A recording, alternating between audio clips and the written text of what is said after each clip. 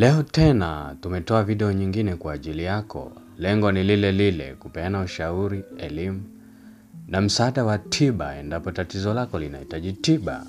Leo tunazungumzia sababu za hedhi kuchelewa na kubadilika. Tatizo hili linasababishwa na nini?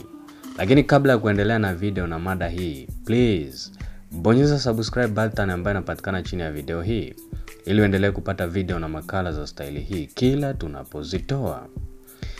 Nini kinasababisha hedhi kuchelewa na kubadilika?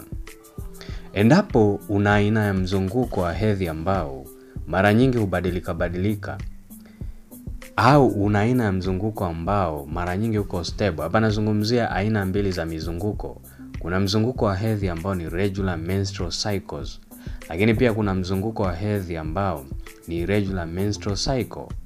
Sasa kwa wale ambao wana mzunguko sana ambao uko stable au badiliki, endapo wamechelewa sana kuona vipindi vyao vya hedhi, huingiwa na wasiwasi mkubwa sana. Na moja kwa moja ya dalili au moja ya vitu ambavyo wanakuwa na wasiwasi navyo ni habari ya ujauzito. Sasa tutazame sababu mbalimbali ambazo huweza kuchangia hali hii. Sababu ya kwanza kweli ni ujauzito. Hii ni sababu kubwa kabisa ambayo inaweza ikasababisha mwanamke kutokuona vipindi vya hedhi kama alivyotarajia. Kwa sababu ya kwanza ni ujauzito. Lakini sababu ya pili inaweza ikawa ni magonjwa katika mfumo wa uzazi. Mfumo huu huweza kukutana na magonjwa mbalimbali, ikiwemo tatizo ambalo hujulikana kama PCOS. Hapa nazungumzia polycystic ovarian syndrome, au matatizo kwenye tezi au maambukizi mbalimbali katika mfumo wa uzazi. Hali hii pia huweza kuchangia tatizo hili. Lakini pia sababu nyingine inaweza kuwa ni kufanya mazoezi kupita kiasi. Kama ni mwanamke unafanya mazoezi ya nguvu sana kupita kiasi, unaweza ukaingia katika hali hii ya kukutana na tatizo hili la kuchelewa zaidi kuona vipindi vyako vya hedhi. Kwa hii inaweza ikawa ni miongoni mwa sababu pia. Lakini sababu nyingine ni mabadiliko kwenye uzito wa mwili au uzito wa mwili kubadilika ghafla. Umepungua kwa haraka sana au umeongezeka uzito kwa haraka sana. Mfano ni kwamba mwanamke mwenye mafuta yaliyozidi, manake tunazungumzia yule mwanamke ambaye uzito umeongezeka kwa kiwango kikubwa sana kwa haraka, anaweza kukutana na hali ya mabadiliko ya vichocheo vya mwili kama vile kichocheo cha estrogen kuzidi zaidi, hali ambayo inaweza ikaathiri mzunguko wa hedhi kwa mwanamke husika. Lakini pia sababu nyingine ni kuwa na msongo wa mawazo au stress. Hali hii pia inaweza kusababisha mabadiliko ya hedhi, ikiwemo hedhi hii kuchelewa kutoka. Mwanamke ambaye ana viwango vya juu vya msongo wa mawazo au stress anaweza kukutana na hali hii ya kupata vipindi vya hedhi isivyo kawaida.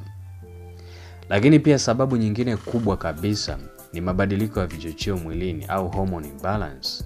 Kwa hiyo sababu hii ya mabadiliko ya vichocheo vya mwili huweza kuwa ni miongoni mwa sababu kubwa. Na mfano ni kwenye tezi la thyroid. Hormone za tezi la thyroid huwajibika kwa ajili ya kudhibiti nishati ya mwili wako, lakini pia huathiri viungo mbalimbali vya mwili. Viwango vya hormone za tezi hili vinapokuwa juu zaidi au chini zaidi, utendaji kazi wa mwili wako unaweza kubadilika, ikiwemo ni pamoja na mabadiliko ambayo yatatokea kwenye utendaji kazi unaohusu mzunguko wa hedhi. Kwa hali hii pia huweza kuchangia mabadiliko katika hedhi, na ikiwemo kuchelewa zaidi kuona siku zako za hedhi. Lakini pia kuna habari ya dawa. Ziko dawa fulani ambazo huweza kuathiri na kusababisha mabadiliko katika mzunguko wa hedhi. Mfano ni dawa ambazo zinahusisha vichocheo ndani yake. Dawa za kupanga uzazi pamoja na aina zingine za dawa.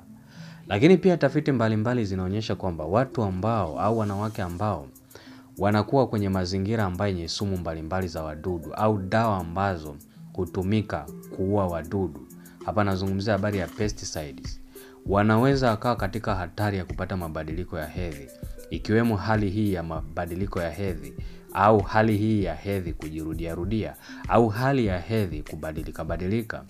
Hapa nazungumzia habari ya irregular periods. Lakini pia wakati mwingine huweza kukutana na hali hii ya mabadiliko ambayo yanafanya vipindi vya hedhi kuchelewa zaidi.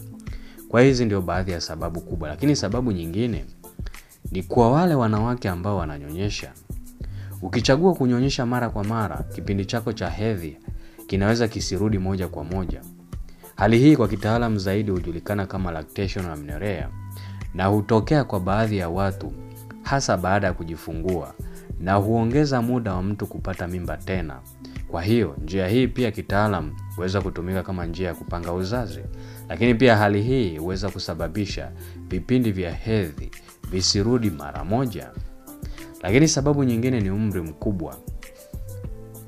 Hapa nazungumzia kwa wanawake ambao wamefika katika vipindi vya ukomo wa hedhi. Ukiwa katika kipindi hichi, hata kama bado hedhi haijakata, unaweza ukaingia katika hatari ya kupata vipindi hivi kwa kuchelewa zaidi. Kwa ingawa unaweza ukatarajia kupata hedhi kidogo kidogo au unaweza kutarajia kupata hedhi, lakini katika kipindi hichi kunaweza kutokea mabadiliko makubwa, ikiwemo hali hii ya hedhi kuchelewa zaidi. Je, una tatizo hili na hujapata msaada wa tiba? Kwa ushauri zaidi, elimu au tiba, usisite.